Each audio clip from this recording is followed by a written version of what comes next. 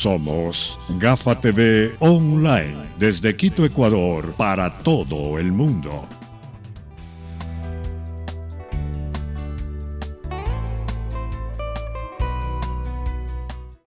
Amigos de Gafa TV Ecuador, tengan ustedes muy buenas tardes. Gracias por contar con su fiel sintonía. Por supuesto, nuestras redes sociales en Facebook, en Twitter, en Instagram y nuestro canal en online como www.gafatv.com.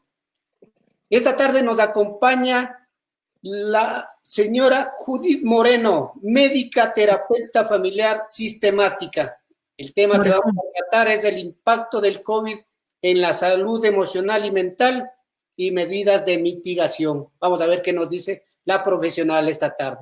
Como siempre, saludamos con nuestro compañero Fernando García. Fernando, bienvenido, buenas tardes. Gracias, Galo, gracias a los amigos que nos siguen en Ecuador y el mundo a través de esta plataforma de Gafa TV Ecuador para compartir, como siempre, a esta hora entrevistas, reflexiones, comentarios, opiniones, preguntas de la gente incluso sobre temas importantes, sobre temas que nos interesan, que nos preocupan. Y amigos, ustedes saben, esto lo hacemos porque nos gusta y porque tenemos una convicción profesional y social de compartir este tipo de comentarios y reflexiones con todos ustedes. Saludamos esta tarde de fin de semana, de viernes 17 de julio del 2020, a la doctora Judith Morejón. Como dijo mi compañero Galo, ella es médico, terapista familiar sistémica. Le hemos convocado para hablar de esto, de los impactos, de los efectos que tiene el COVID-19 en la salud emocional y la salud mental de los ecuatorianos y de todos los seres humanos que estamos padeciendo esta pandemia, este virus que todavía no tiene solución, no tiene cura, y la única alternativa es, por el momento, cuidarnos y ser solidarios y ser realmente respetuosos. Doctora Judith, buenas tardes. Mucho gusto por aceptar este diálogo y por venir a conversar con nosotros y con nuestros seguidores. Buenas tardes, Judith. Buenas tardes, Fernando. Buenas tardes, Galo. Aquí muy contenta de encontrarme en sus estudios y esperando que en estos tiempos de compartir temas tan importantes como el que ustedes me han propuesto, pues podamos llevar de alguna ayuda a las personas que oyen esta importante medio. Muchas gracias a usted. La OMS y las Naciones Unidas han puesto un grito, una alerta respecto a lo que está pasando en el mundo con el asunto de la salud emocional y mental. ¿Usted qué comentario tiene como profesional y como persona que está muy cercana y ligada al tema psicológico, al tema mental, al tema de la personalidad y el comportamiento de los seres humanos? Bueno, a mí me parece que es muy importante el hecho de que hayan puesto esta alerta porque a veces todos centrados en el tema orgánico, en todo lo que causa el COVID en el cuerpo humano, las muertes y todo eso, estamos también dejando de ver este gran impacto que ha ocasionado en la salud mental, porque estamos viviendo una situación totalmente inesperada en la cual no sabemos, no podemos sentirnos seguros en ningún espacio, en ningún país. Todos los países del mundo han sucumbido ante esta situación y el pronóstico no llega. Nuestra esperanza es la vacuna, que la gente piensa y espera con una ansiedad porque lo ve como una parte mágica. El rato que aparezca la vacuna nos ponemos y nos curamos y todo esto no habrá pasado, cuando en la realidad no es tanto magia. Por eso me parece importante, porque durante este largo tiempo que hemos empezado a vivir en esta pandemia, en esta cuarentena, el ser humano se ha visto enfrentado a sus propios miedos, a sus propios fantasmas, unos ligados con lo que se está viviendo y otros que son los fantasmas del pasado que, unidos a los presentes, nos abocan a situaciones que no podemos manejar. Sí, lamentablemente ya son 7 meses desde que en China apareció el virus y ya son 4 meses en Ecuador que estamos confinados, en cuarentena y con un sinnúmero de medidas sanitarias y de restricción. ¿Qué traumas, qué trastornos, qué lesiones emocionales provoca el COVID hasta el momento, doctora Judith? Bueno, al principio fue una situación de crisis, ¿no es cierto? Porque nos hicieron bruscamente cambiar nuestra cotidianidad a afrontar otros tipos de situaciones a los que no estábamos preparados. En el momento de la crisis es como un shock, uno empieza a poner inicialmente las estrategias que usualmente usa para adaptarse, porque el ser humano necesita adaptarse para encontrar seguridad. Entonces ensaya una cosa, ensaya otra cosa. Al principio creo que todos estábamos abocados a la televisión, a ver las noticias. Además teníamos un bombardeo porque con los medios informativos que tenemos no solo era la televisión, era el internet, era el celular, era todo, los iPhone, todo lo que tenemos a la mano y en el mismo tema. Y lo único que hacíamos era incrementar la angustia y la ansiedad. Después de eso es cómo colocamos todo eso, ¿no? ¿Dónde podemos? ¿Qué podemos hacer? Y a esto se sumaba a la angustia porque los recursos han ido menguando, los recursos económicos y lo que uno se provee a través de eso. Entonces se empieza a sumar más.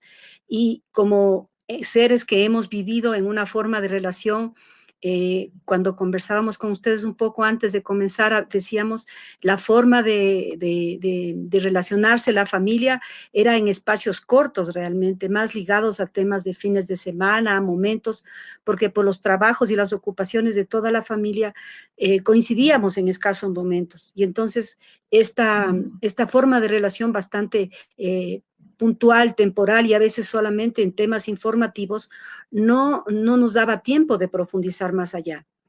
Abruptamente tenemos mucho tiempo, porque al principio no había tampoco el teletrabajo, estábamos simplemente conviviendo todos y empezamos realmente a conocernos y a ver cómo reaccionamos, cómo sostengo el miedo del uno, la angustia del otro, la alegría, la pasividad, la indiferencia, todas las diferentes formas que tenemos para poder responder inicialmente. Y entonces eso fue menguando y con la ansiedad de lo que generaba, los conflictos empezaron a generarse, ¿no? Los roces, porque a decirnos, porque la angustia había que sacarlo de alguna manera. Y usualmente nuestras formas de sacar o de mostrar al otro lo que estamos sintiendo, no necesariamente ligado con eso, era Doctora, la violencia. doctora Morejón, usted nos dice, pues, en sí la sociedad ya era conflictiva, la nuestra. Nuestra sociedad es conflictiva, nuestra sociedad con otras dinámicas en donde un poco se ponía en primer plano el asunto material, el asunto laboral y el asunto familiar quedaba un poquito para fin de semana por esta dinámica de la sociedad y del mercado. Poco a poco, en 7 meses, hemos ido acumulando miedos, temores, muerte, y todo eso, a este momento, ¿a qué nos está abocando? Bueno, yo creo que nos está abocando a ver cómo manejamos todas estas situaciones que se están presentando. Nosotros, al convivir, por ejemplo, hogares en los cuales hay niños, hay adolescentes y hay unos padres que todavía están en una edad mediana, entonces, están abocados a ver primero cómo solucionan esas necesidades y esas formas de reacción, a estar abocados a ver cómo mantienen entretenido a sus hijos en diferentes edades, a ver cómo ellos mismos, la inseguridad que les genera el tener o no trabajo, a ver cómo pueden conversar sin gritarse, a ver cómo solucionan, cómo nos convertimos, papá y mamá, en un equipo para manejar esto. O si es una familia monoparental en que solo la mamá o solo el papá esté hecho cargo de la familia, de la casa, entonces es cómo soluciono yo solo todas las cosas. O si hay personas adultas mayores que están también en la casa y dependen de nosotros, cómo también a ellos cuidarles y el miedo de que si alguno de nosotros sale, no regrese a contagiarles. Entonces, son bastantes situaciones para manejarlos y cuando no sabemos o no tenemos los elementos necesarios para poderlo manejar, este tipo de roces terminan en conflictos y los conflictos usualmente se resuelven con violencia. Doctora, estamos conversando esta tarde con la doctora Judith Morejón. Ella es médico, terapeuta familiar sistémica.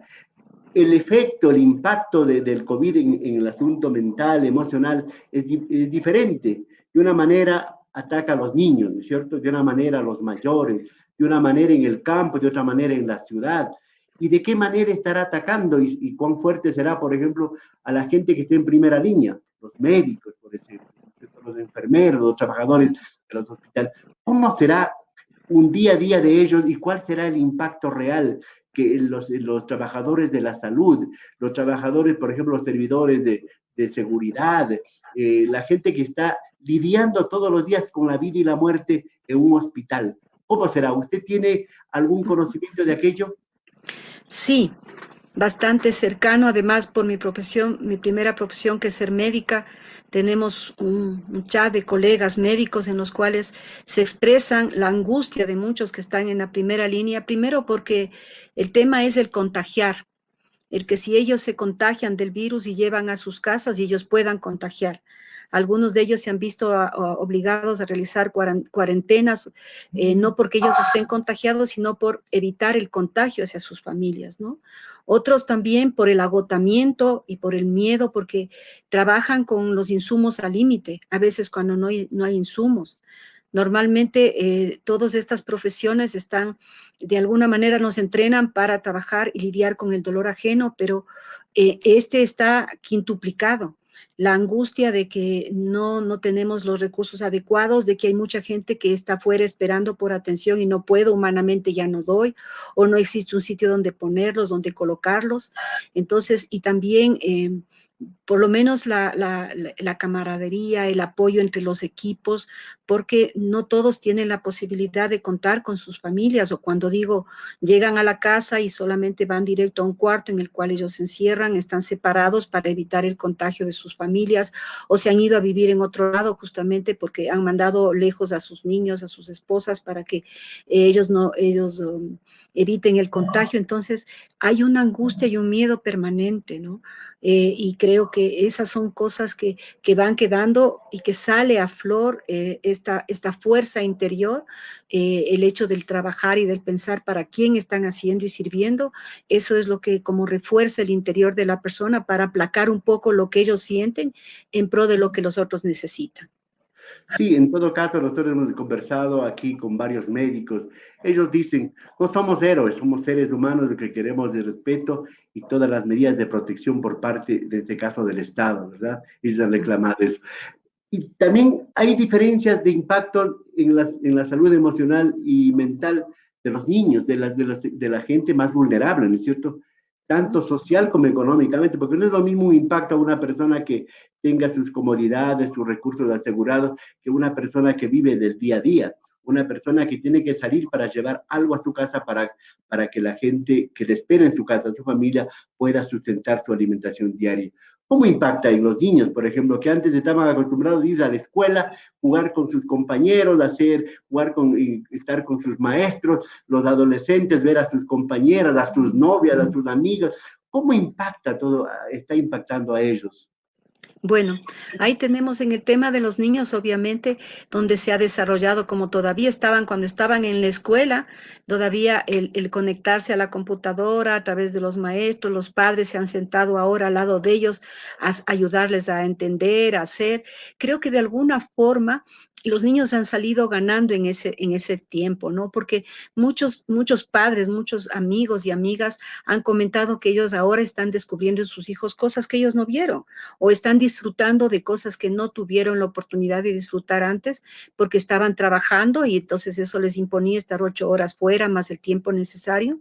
Entonces ahora están viendo, estimulando y redescubriendo a sus hijos. Los hijos están beneficiando justamente de aquellos papás que ahora tienen más chance de jugar a lo mejor, o de acercarse, o de chequearle un deber, o de verlo al papá o a la mamá cómo trabaja también a través del teletrabajo, entender cómo está trabajando. Entonces creo que también en ese sentido los niños ha habido ganancias. No digo que no sea fácil para ellos el que quisieran estar al aire libre o jugar más.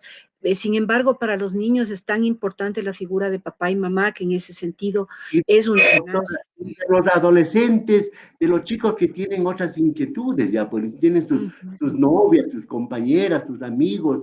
¿Cómo están llevando ellos la situación?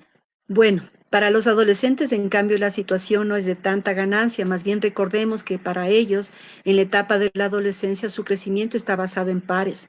en el trabajo y en la relación con los pares, con sus compañeros, con sus amigos, el establecimiento de relaciones afectivas, el establecer sus propios códigos de entendimiento, de apoyo, de descubrimiento, y ellos sí están en un espacio, están realmente enjaulados emocionalmente, no están vedados. Sus cambios de humor antes salían y con los amigos se reían o se enojaban o lo que sea, pero era una forma de desfogue, ahora no lo pueden hacer. Entonces, esa parte de su evolución normal, de su forma de crecimiento y de aprendizaje, porque también esa etapa implica un aprendizaje social, un aprendizaje relacional, no lo están pudiendo hacer. Por lo tanto, sus cambios de humor son más difíciles de manejar y de entender desde el entorno familiar. Y entonces eso está abocando a casos de chicos con problemas de depresión, con problemas de tristeza y también de cambios de humor, actitudes violentas, porque tienen un nivel, una situación emocional que no saben cómo manejarlo ni saben cómo desfogarlo. Entonces, y en el caso, por ejemplo, de los adultos mayores, que es otro grupo vulnerable.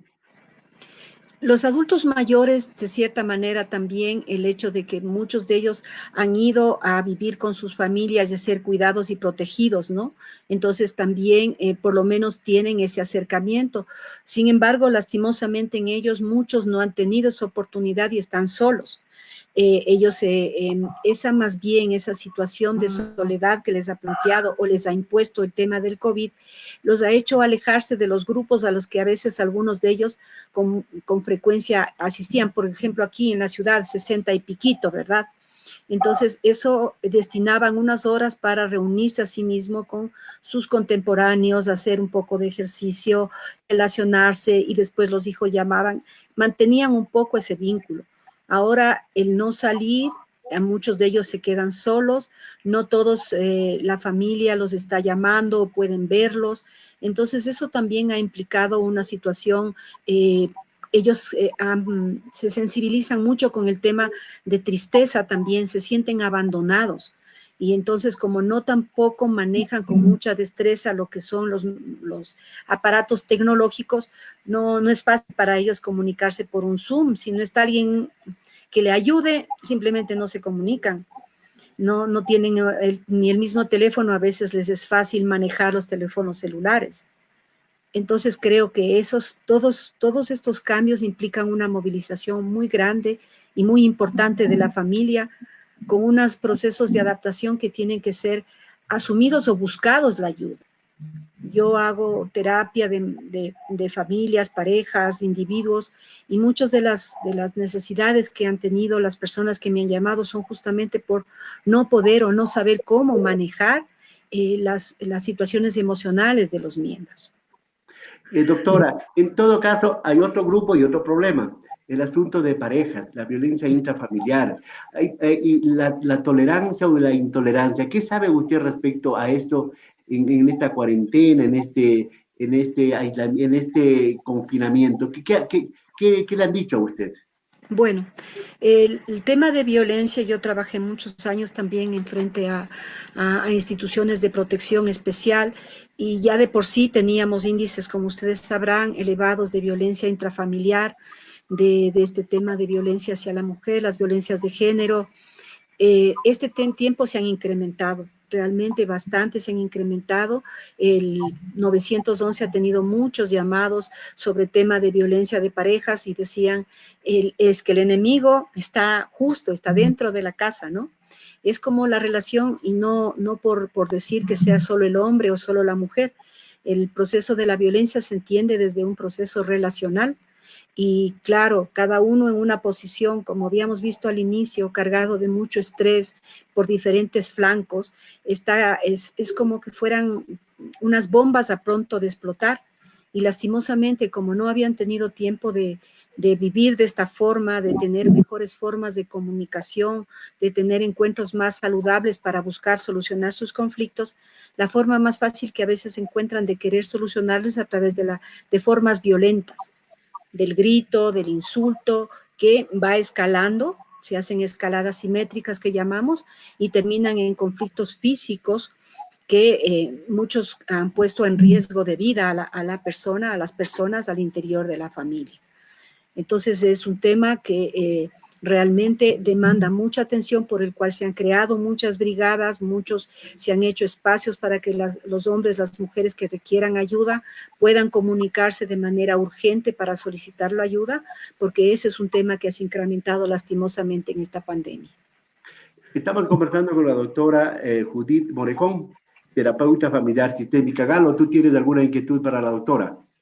Así es, doctora. Bueno, tenemos muchas preguntas de nuestros seguidores y agradecemos a todos ellos por estar compartiendo esta entrevista, muy importante entrevista para el bienestar de la ciudadanía. Una pregunta dice, no solo es el miedo, también hay frustraciones, depresiones y muchos sentimientos encontrados. ¿Cómo manejarlo? ¿Cuál sería su consejo para esto? Mire, yo creo que como los sentimientos, muy buena la pregunta, Galo, nunca vienen solos. No es que uno solo siente ira o solo siente miedo.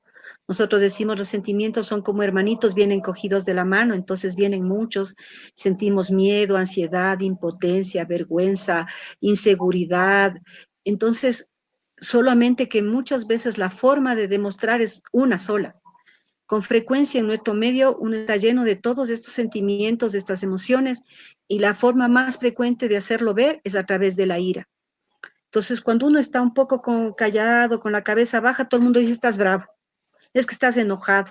Y uno más bien le enoja que le digan que esté enojado, porque en realidad puede estar preocupado, tensionado, agobiado, avergonzado, pero no me preguntan de eso y me dicen y piensan que solo estoy enojado.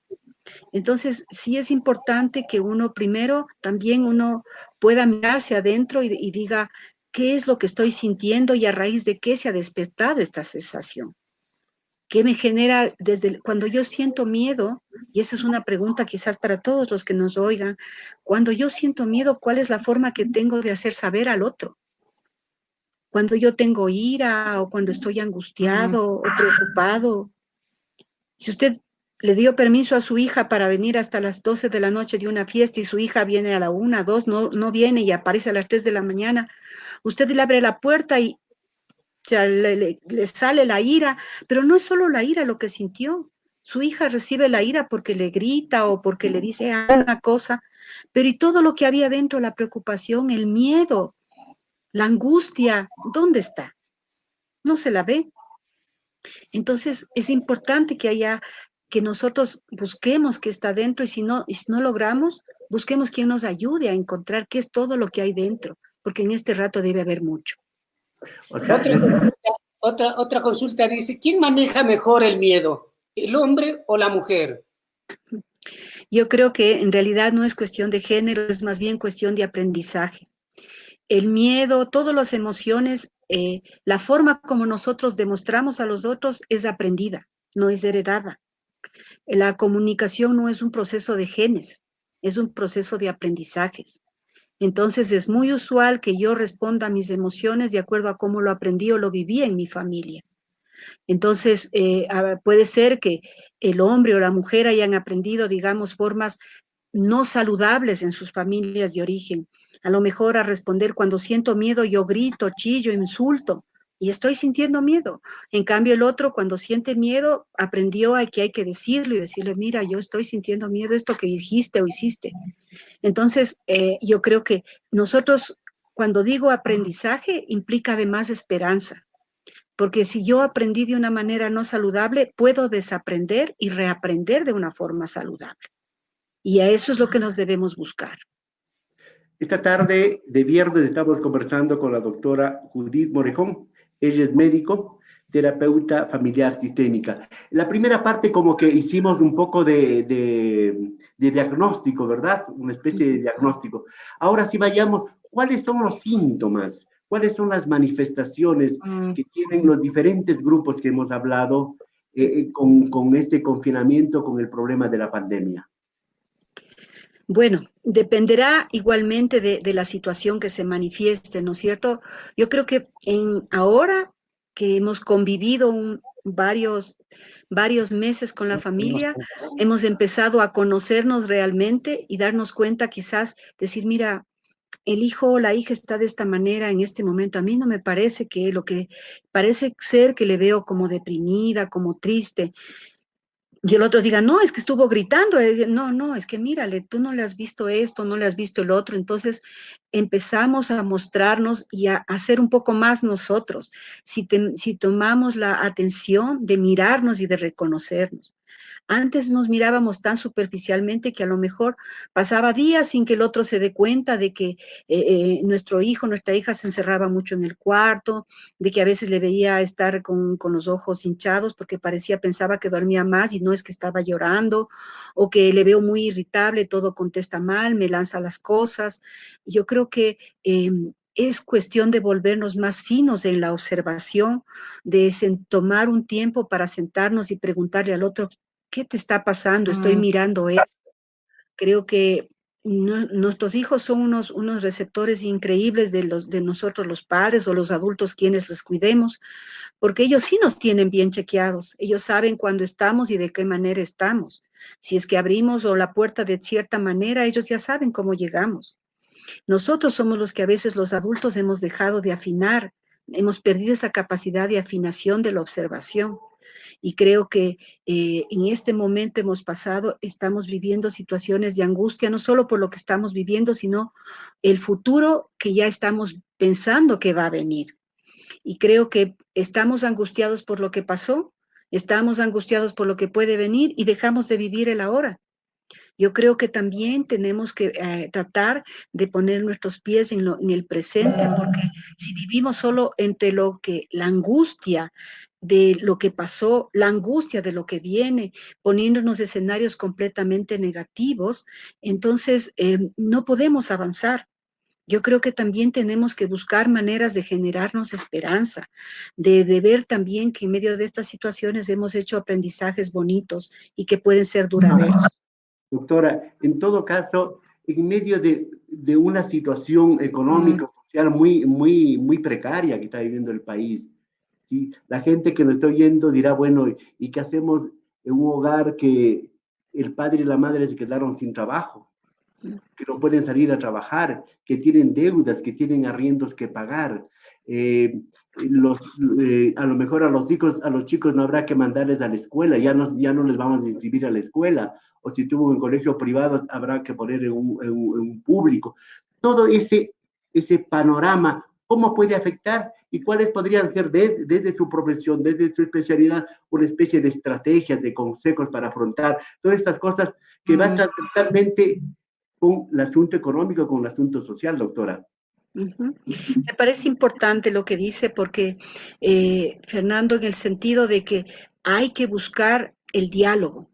Realmente nosotros, si nos llenamos solamente de las cosas negativas, podemos pensar cada uno, nos sumimos en nuestras propias preocupaciones con ese panorama tan gris y podemos pensar que la mejor alternativa es mejor nos muramos y ya. No tenemos plata, no tenemos nada, no sabemos a dónde ir. Sin embargo, estamos viviendo y yo creo que el regalo de la vida ya está.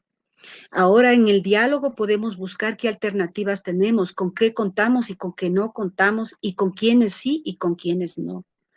Creo que es buscar realmente sentarnos a entendernos y a buscar cómo adaptarnos a este nuevo tiempo.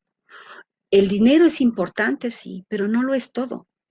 Yo creo que sí es importante rescatar la relación, es ver qué es lo que hemos hecho con lo que tenemos. Puede haber sí situaciones en las que alguien decía, no, es cierto, nosotros todos estamos en esta tormenta, pero no todos en el mismo barco. Cada barco es diferente. Y en cada barco nosotros tenemos que ver cómo maniobrar y con qué contamos para maniobrar y salir a flote en la tormenta. Nosotros hay muchas iniciativas, hay gente que se ha vuelto muy creativa para buscar recursos y no de la forma mala, sino de la forma buena. Es un desafío realmente para nosotros. Yo le pongo en el caso mío, yo soy docente y yo he manejado un poco la tecnología. No mucho, no soy nativa, pero he hecho mi esfuerzo. Pero ahora nos abocaron de la noche a la mañana a hacer totalmente el tema virtual. Y entonces toca aprender, toca familiarizarse, toca creer que sí se va a poder. A lo mejor no soy perfecta, voy a fallar al principio mucho, pero poco a poco voy a empezar a hacerlo mejor. Y si yo no puedo hacer algo solo, busco ayuda. Creo que es importante que nos sentemos y creamos que buscar o pedir ayuda no es malo. que no significa que soy un inútil, que no puedo, que no soy capaz. Creo que buscar ayuda es una forma humilde de decir ayúdame, dame la mano y Doctora, permitir que el otro generoso lo haga. Sí. doctora, en su experiencia de estos meses, los consultantes, porque así los llama usted, ¿verdad? Los amigos que le llaman, que le averiguan, mujeres, hombres, jóvenes, ¿qué le consultan a usted? ¿Qué consejos les da usted a esos? Bueno, en el proceso que yo hago a mis consultantes en terapia, primero trato de no, o sea, no le damos consejos. Nosotros buscamos más bien que la persona descubra sus propios recursos y le ayudamos a mirar y a ampliar las alternativas. Hacer quizás una mirada, como usted decía, Fernando, al principio, solamente vemos lo negativo y entonces si nos movemos un poquito, podemos ver con esa otra óptica, podemos ver algo que no hemos visto. Ayudamos de acuerdo a cada pedido, cuál es la necesidad de cada familia, lo que está buscando, si solucionar una relación, si buscar tranquilizarse, si manejar mejor su ansiedad. Cada uno tiene sus propias necesidades. Entonces, nosotros lo que buscamos, como le digo, es que primero la persona se encuentre con ella misma, que se reconozca como partícipe de su propio destino y que desde ahí buscamos las alternativas, los recursos y el camino que puede seguir para obtener lo que necesita. Doctora, ¿existe en los planes de emergencia apoyo psicológico? ¿Y se puede después considerar ya un asunto de un problema de salud pública, el asunto del problema emocional y problema de mental que produzca esta pandemia? Totalmente, yo creo que es un problema de salud pública porque, y aquí creo que cual más, cual menos, todos hemos sido afectados de alguna manera en nuestra salud mental. El ser humano es un ser integral, no podemos decir que nuestra cabeza está por un lado y nuestro cuerpo está por el otro. Todos respondemos desde esa integralidad y lo que estamos viviendo no es fácil. Hay momentos hemos tenido desde el tema psicológico que hacer lo que llamamos intervención en crisis, cuando la persona cae en una situación angustiosa por X situación y tenemos que ayudar a normalizar, a caminar y luego buscar la manera si hacemos un proceso terapéutico de mayor sostenimiento. Pero las situaciones son graves. Hay algunos que lo han podido manejar, tienen un poco más de recursos. También todos tenemos recursos, todos hemos vivido alguna vez momentos difíciles y hemos logrado salir adelante sin ayudas profesionales. Es sentarnos un momento y pensar a lo mejor yo viví algo parecido en algún momento y ¿qué hice?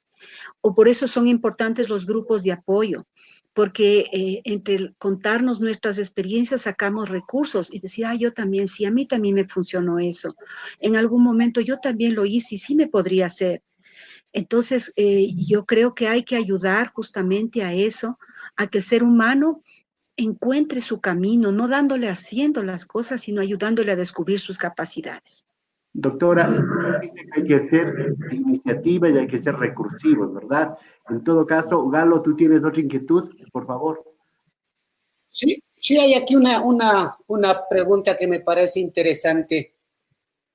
Las personas que le consultan tienen más miedo a la muerte, a quedarse sin trabajo, a no tener que comer. ¿A qué es lo que más tiene miedo? Bueno, cuando topamos el tema de los miedos, muchas veces, por ejemplo, los que son padres tienen miedo a dejar solo a sus hijos, tienen miedo de dejarlos en la desprotección, tienen miedo de no generar los recursos para seguir manteniendo a sus casas. Algunos tienen miedo de que si dejaron de aportar sus parejas, los dejen.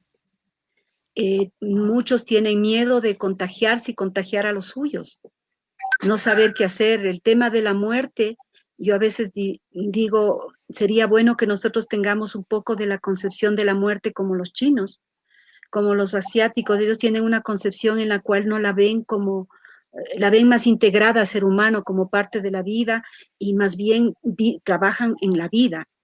Y nosotros vemos a la muerte, solo nos quedamos en la separación.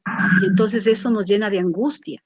Entonces necesitamos trabajar más en esta forma de relación con la muerte. Y es con los esquemas con los que hemos vivido, ¿no? Y creo que sí es importante hacerlo. Claro, en Occidente consideramos a la muerte como la pérdida, ¿verdad? Como la pérdida, como la ausencia. En todo caso, si es que no se hace algo desde el Estado y desde otras instancias, de hacer de salud pública el problema que produce el COVID en la salud emocional y mental, podemos llegar a un momento a una psicosis colectiva, doctora. ¿Cómo evitar eso? Bueno, yo creo que ha habido también, esta pandemia ha despertado también todo el tema de generosidad de todos los gremios, ¿no? Psicólogos, médicos, terapeutas, que también nos hemos abierto a poder atender a las familias, a las personas sin costos. Se han hecho grupos de apoyo y creo que eso ha sido bueno y eso es importante porque para eso también hemos estudiado. Y creo que sí, el Estado también es importante porque no se puede llegar a todos. El Estado se busque también alternativas y creo que ahora todos los equipos de trabajo siempre están con psicólogos o con personal que trabaja estos temas para tomarlo como un problema de salud pública, tomarlo con la magnitud que el tema lo requiere.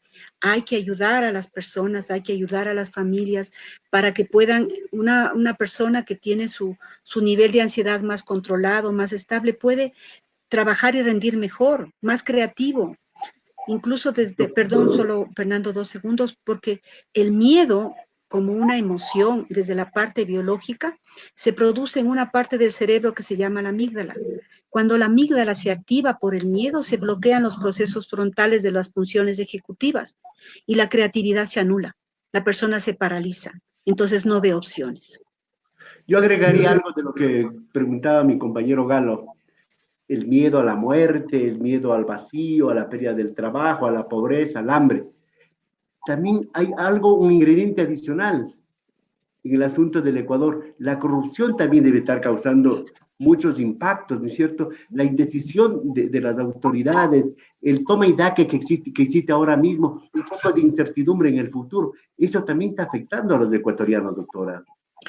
Bueno, yo creo que frente a eso lo que ha asomado bastante es la rabia, como para contrarrestar el miedo de de toda la pandemia, porque el enojo, la rabia, la ira son emociones que aparecen en el ser humano en respuesta a la injusticia.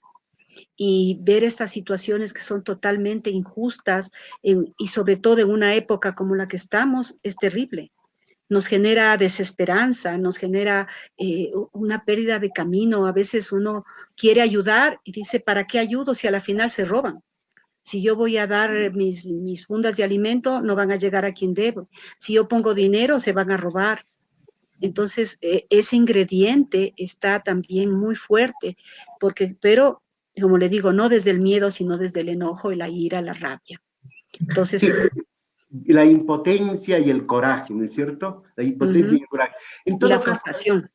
claro, al final del día, ¿ganaremos más o perderemos más al final del día? Porque algún rato tendrá que terminarse esta pandemia, tendrá que aparecer la cura, tendrá que aparecer la vacuna. Al final del día, ¿usted cómo le ve? ¿Saldremos ganando más o perdiendo más? Yo creo que siempre tenemos que poner la mirada en lo que vamos a ganar. Porque si no nos ponemos la mirada en lo que vamos a ganar, nos genera la desesperanza y la desesperanza no nos ayuda a crecer.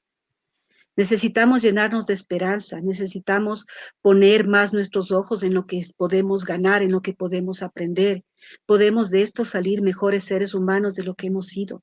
Nosotros generamos este virus de una u otra manera. El ser humano ha hecho cosas muy malas y ha generado muchas cosas. Entonces, no como un castigo, sino como una forma de reflexión, es que podemos buscar para generarnos esperanza y comenzar a enmendar errores para que la nueva sociedad que emerja de esto sea mejor que la que teníamos. Vamos concluyendo y simplemente quisiera un comentario, una opinión suya. ¿Cómo y qué hacer para el bienestar mental y psicosocial en el Ecuador y en el mundo? Y una parte final que hablábamos extra micrófonos.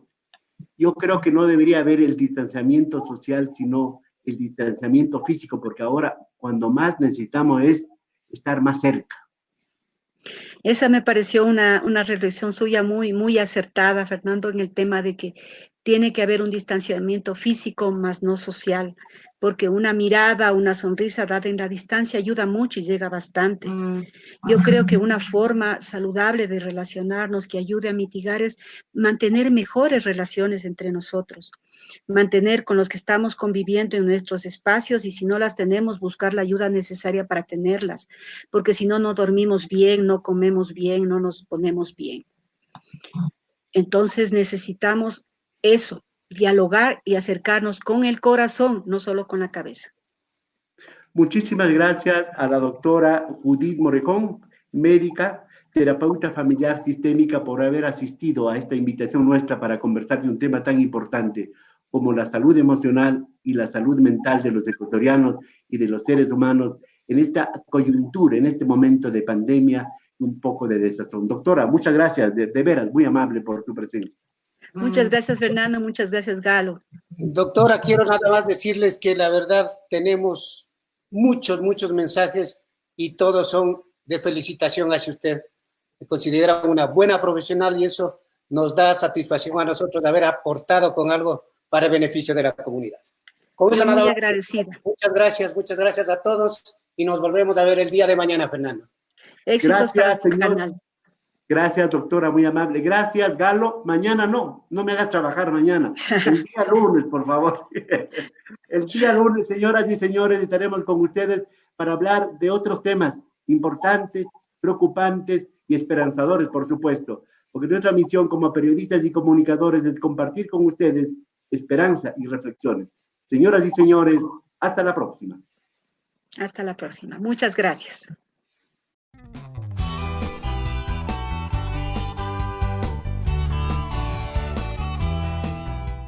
Somos Gafa TV Online, desde Quito, Ecuador, para todo el mundo.